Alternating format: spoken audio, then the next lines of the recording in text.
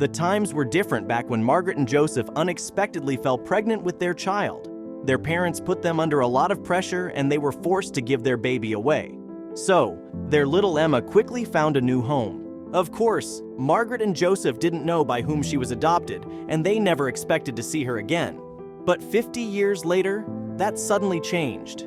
But before we start, smash the like button and make sure to subscribe if you haven't, and hit that notification bell so that you won't miss any new stories. Margaret and Joseph were having a cup of tea and watching their favorite animal show on the television when suddenly the doorbell rang. It was already getting late, and they were hesitant to open the door at this time of day, especially to a stranger. Joseph carefully peeked through the window to see who was standing at their door. "And who is it?" Margaret asked. "It's some woman, but I don't recognize her," he replied. "I don't think we should open the door for her." Margaret raised an eyebrow and countered, "But what if she needs help? Does she look like she's going to rob us?" Joseph looked outside one more time and he said, "Well, she doesn't look like she needs help." However, before they even decided what they were going to do, the bell rang again. Margaret only shot one look at Joseph, and he raised his hands and said, all right, I'll go and see what she wants." He walked over to the door, looked through the peephole, and turned the key in the lock. He had no idea yet, but he was about to get the shock of his life. "Hello, how may I help you?" he said as he opened the door a crack. The woman didn't reply for a moment, and she looked like she was about to faint. "It's really you," she whispered. Joseph had no idea what this woman was talking about, and he told her, "I'm sorry, you must have the wrong address." He was about to close the door, but she stopped him. "No, wait, please, you're Joseph, right?" He raised an eyebrow, confused by how this stranger knew his name. He nodded and said, "Yes, how—" "Margaret, is she inside?" The woman interrupted him. Now Joseph's eyes widened, and he realized that something strange was going on here. "How do you know our names? Who are you?" The woman did not answer his question, but she simply asked, "How are you? Both of you. I hope you're doing well." Joseph was getting really confused now. "I'm sorry, miss, but I have to go," he said, and he slowly retreated and started to close the door. But then he heard Margaret approaching from the living room asking, "Joseph?" Margaret looked confused as well, and she slowly moved past him to have a look at this woman. "Oh," the woman exclaimed as soon as she saw Margaret. "Hi, Margaret. This?" she stammered, and Margaret stared at the woman, then at Joseph, and then back at the woman again. "This can't be true," she whispered. "How do you know our names? Why are you here?" Margaret put an arm on his shoulder as if to say, "Go easy on her," but it was already too late. The woman's eyes filled with tears, and she suddenly burst out, "I'm sorry. I should never have come here. I knew it was a bad idea. I'm sorry, I won't bother you again." Margaret gasped and said, "No, don't leave. Wait." But the woman was already gone. They were both too old to run after the woman, and now they might never see her again. "How old do you think she was?" "About 50, I think," he replied, and Margaret nodded. "Yes, exactly 50. And didn't she remind you of anyone? Didn't you think she looked like me? And yourself, perhaps?" This was the moment that it dawned on him. He leaned against the wall, and his hands started shaking. "Oh no, our sweet Emma, what have I done?" He realized that he had just sent away the one person he had been dying to meet for his entire life, and he probably fucked up forever. Margaret and Joseph, filled with resolve, climbed the creaky stairs to their attic. They started opening old boxes, their hands moving with a sense of purpose, determined to uncover any clue about their daughter's adoption. The adoption papers, the key to finding Emma, were nowhere to be seen. The weight of urgency grew heavier, pressing down on their hearts. "We must have kept something, Joseph. Anything about the adoption," Margaret murmured, her voice laced with a growing sense of despair. They sat amidst the scattered relics of their past, jotting down names and contacts. Old friends, colleagues, anyone connected to that time. Joseph picked up the phone with trembling hands, dialing the familiar yet long uncontacted number of their old friend, Linda. The line clicked and a soft, aged voice answered. "Linda, we're trying to find our daughter," he said, each word heavy with years of unspoken emotion.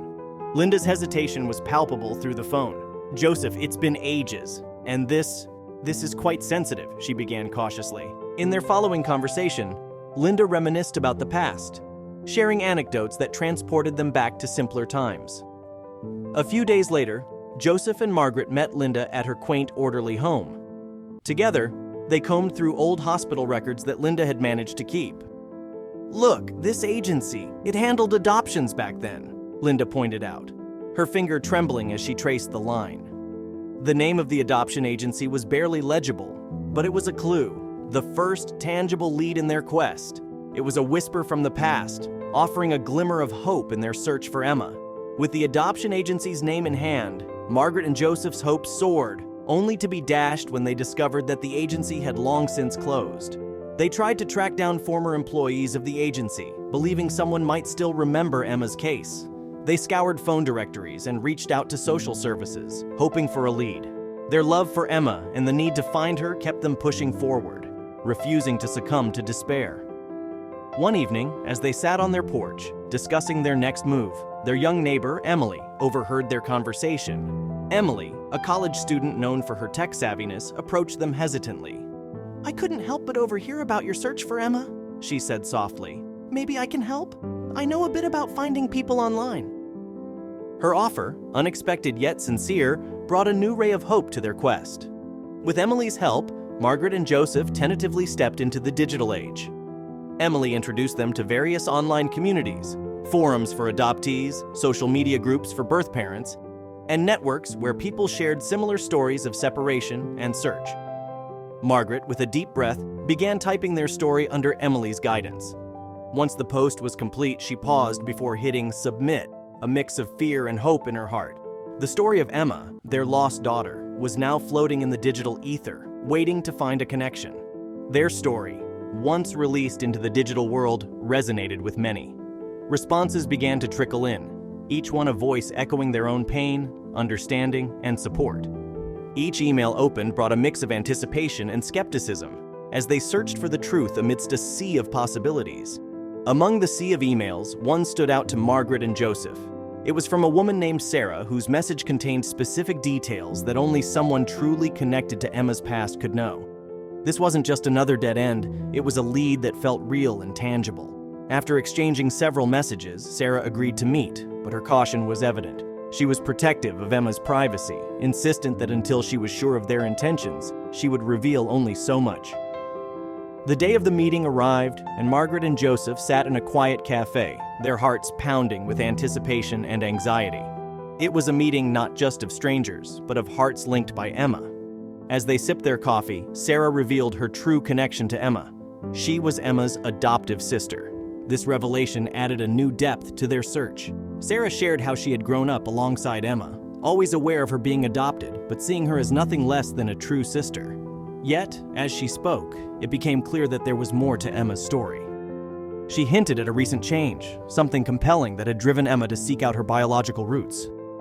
Her words suggested a depth of urgency behind Emma's decision. This mystery wrapped around Emma's actions like a cloak, leaving Margaret and Joseph with more questions than answers. What was this burning question that compelled their daughter to reach out after all these years? Sarah's anecdotes revealed Emma's character, her achievements, her dreams, and yet the core of Emma's current quest remained shrouded in mystery. They felt closer to Emma than ever before. They thanked her for the precious insights, each aware that their journey was far from over. One cloudy afternoon, Margaret and Joseph received a letter with no return address. Its arrival was unexpected, the handwriting unfamiliar. The daughter they had longed to reconnect with had reached out to them, bridging the silence of decades with her written words. As they continued reading, Margaret and Joseph discovered that Emma had carved a life for herself as an investigative journalist. This revelation added a layer of urgency to her search, transforming it from a quest for identity to a critical journey for understanding her health and future. The letter ended with a date and time, setting the stage for a reunion that was decades in the making. There was excitement, a deep longing, and a fear of the unknown. Would she forgive them? Would she understand? These questions swirled in their minds as they anticipated the moment that would close the gap of years. The place, significant in their past, now held the promise of a new chapter. They waited, glancing around, every passerby a potential for being Emma. The air was thick with expectation, a meeting of lives long separated. Then she arrived. Emma, their daughter, no longer a figment of imagination or a face in a photo, but real and alive. Their eyes met, and in that gaze, decades of separation melted into a profound moment of connection. Words were scarce, but the air was thick with meaning, each gesture and look conveying more than conversations could. They revealed the depth of their longing over the years, the silent grief they had carried. It was a moment of raw honesty, a baring of souls. The wounds of the past, though deep, began to heal in the warmth of their newfound connection. It was a pledge not just of love, but of time and presence, a promise to be there for each other. The culmination of their journey was unexpected.